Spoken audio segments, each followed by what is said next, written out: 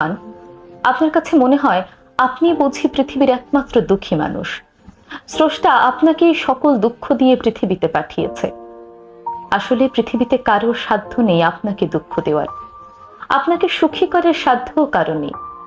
আপনি দুঃখী আছেন আপনার চিন্তার কারণে।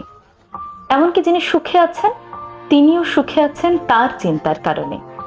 আসলে আমাদের চারপাশে ঘটে যাওয়া ঘটনাগুলোকে কে কিভাবে দেখছে সেটি নির্ধারণ করে আপনার অনুভূতিতে সুখ থাকবে নাকি দুঃখ থাকবে।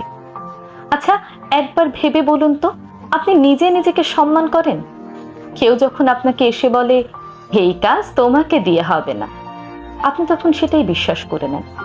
আপনি যখন বড় কোনো স্বপ্ন নিয়ে সামনের দিকে এগিয়ে যান, হঠাৎ করে কেউ এসে বলে ছেঁড়া কাঁথায় শুয়ে লাখ টাকার স্বপ্ন দেখো না, তখন তাদের এই কথায় আপনার স্বপ্নগুলো কাঁচের টুকরো